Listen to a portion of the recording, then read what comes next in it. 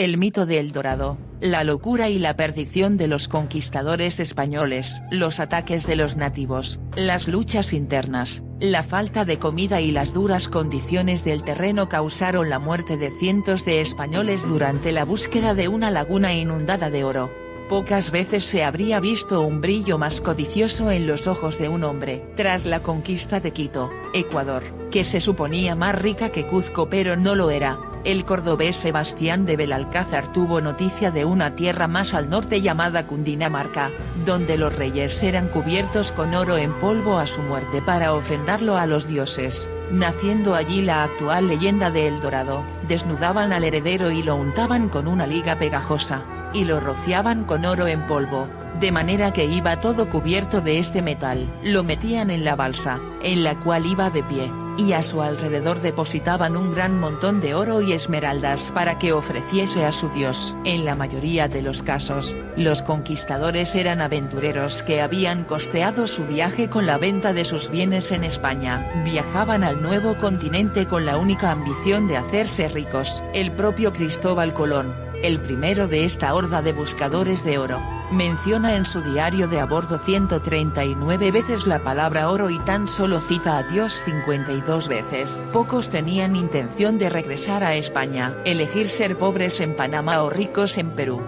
Citó Francisco Pizarro antes de encaminarse a la aventura de su vida. No obstante, las promesas de ciudades talladas en oro y cubiertas de esmeraldas no pasaban en ocasiones de ser las mentiras que la población local arrojaba para librarse del acoso español. El Dorado fue el cuento que cobró más popularidad de todos aquellos. En 1539, Sebastián de Belalcázar fue el primero en lanzarse a la búsqueda de la mítica ciudad del oro en el valle del río Cauca. Los planes de Belalcázar eran conquistar aquellas tierras y alcanzar el mar de las Antillas, que se suponía cercano a Quito, para embarcarse directamente rumbo a España con el supuesto botín, sin dar cuenta a Francisco Pizarro, el conquistador del Perú. Todavía sin hallar rastro de las ingentes cantidades de metales brillantes que prometía la leyenda, el cordobés descubrió que Gonzalo Jiménez de Quesada, el enviado de Pizarro, se había adelantado a sus pasos. Durante años,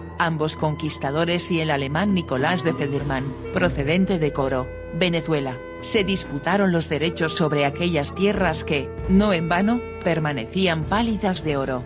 Ambas expediciones no consiguieron sus propósitos, pero los intentos por encontrar el Dorado no cesaron y comenzaron a entremezclarse con otros mitos. Como castigo a la deslealtad de Belalcázar, Francisco Pizarro nombró a su hermano Gonzalo gobernador de Quito y capitán general de una expedición destinada a encontrar el país de la canela. Una leyenda que data de los primeros viajes de Cristóbal Colón. El grupo partió en diciembre de 1540 en busca de valiosas especias que pudieran rivalizar con el monopolio que mantenía el imperio portugués. Pese a que la canela encontrada era de inferior calidad que la de las Indias Orientales, Gonzalo Pizarro no desistió y siguió el curso del río Coca, Ecuador, hasta que sus provisiones lo permitieron. Cuando el hambre cundió entre las filas españolas, habían perdido 140 de los 220 españoles y 3.000 de los 4.000 indios que componían el grupo original. Francisco de Orellana se ofreció a continuar con un bergantín para conseguir comida y luego regresar con el resto de la expedición. No en vano, los planes de Orellana y los 57 hombres que le acompañaron no pasaban por volver sobre sus huellas. La traición de Orellana, la locura de Aguirre. Orellana partió el día siguiente a Navidad de 1541. Continuando río abajo por el Coca y luego por el Napo en un viaje de 4.800 kilómetros. Una vez encontrados los ansiados alimentos, el extremeño continuó su curso hasta el río Grande, el que luego sería conocido como Río de las Amazonas o de Orellana. Para cuando Pizarro conoció la deserción y decidió emprender el duro regreso a Quito, Orellana se encontraba atrapado en el corazón del Amazonas. El 24 de junio de 1542 la expedición fue atacada por feroces indias guerreras, que les hicieron recordar a las mitológicas mujeres amazonas, particularidad que terminó marcando el nombre de aquel río. A causa de las duras condiciones de las pantanosas tierras, fue perdiendo hombres hasta que la aventura se transformó en una huida. Pese a todo, el conquistador extremeño logró alcanzar la costa atlántica con algo de oro y partió rumbo a España antes de que terminara el año 1542 con el fin de conseguir ser nombrado conquistador del país de las Amazonas. En virtud del importante descubrimiento realizado, el Consejo de Indias restó importancia a la traición a Gonzalo Pizarro y le extendió la capitulación. Sin embargo, en febrero de 1546 Orellana falleció víctima de las fiebres en la desembocadura del río Amazonas tras sufrir el ataque de unos nativos caribes en su fatídico regreso.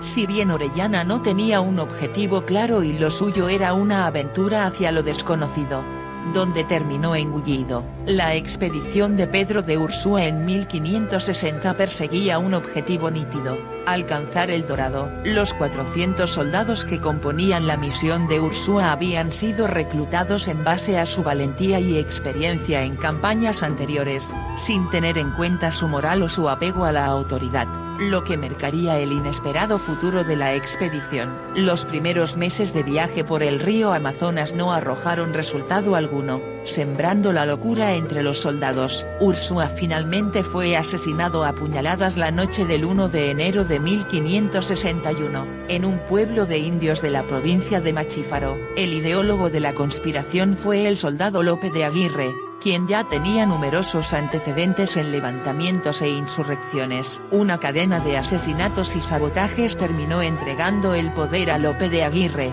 que, contrario al plan original de buscar El Dorado, encabezó una rebelión contra la corona. No obstante, sus propios hombres, tan crueles y feroces como su líder, le traicionaron y le dieron muerte en Barquisimeto, actual Venezuela. Sin leer la letra pequeña, Simón Bolívar dejó escrito que la rebelión de Lope de Aguirre fue la primera declaración de independencia de una región de América.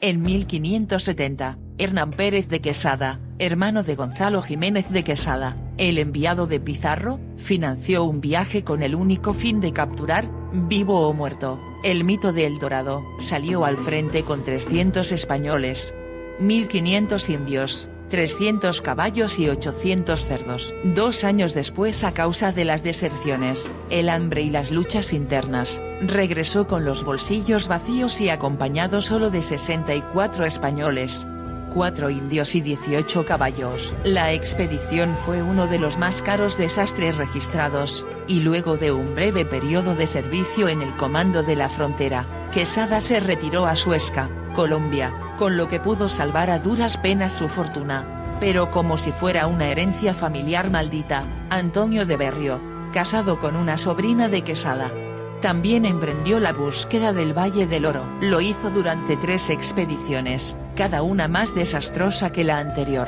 No obstante, los aportes de Berrio en su primer viaje permitieron conocer mejor la geografía del inexplorado escudo guayanés, y sirvieron para plasmar en los mapas el mito geográfico: el gran lago de la ciudad de Manoá, actualmente en el estado brasileño de Roraima, un valle inundado, rodeado por altas montañas, ubicado entre las cuencas de los ríos Orinoco y Amazonas. Sus mapas sentaron la base teórica de la leyenda. En su tercera expedición fallida, cuando Berrio embarcó a sus tropas en el río Orinoco para retirarse, la escuadra fue interceptada por el pirata inglés Walter Raleigh. Leyendo las cartas de Berrio, el inglés creyó que los españoles estaban realmente cerca de alcanzar El Dorado. Esta noticia impulsó a Raleigh a desembarcar en Trinidad, donde Berrio había fundado San José de Oruña, y llevarse prisionero al español. Su expedición también fracasó con estrépito y, tras liberar a su valioso cautivo, regresó a Inglaterra. Años después el pirata volvería a las cercanías del Amazonas, con el empeño enfermizo de encontrar el tesoro, lo cual le costó ser ejecutado,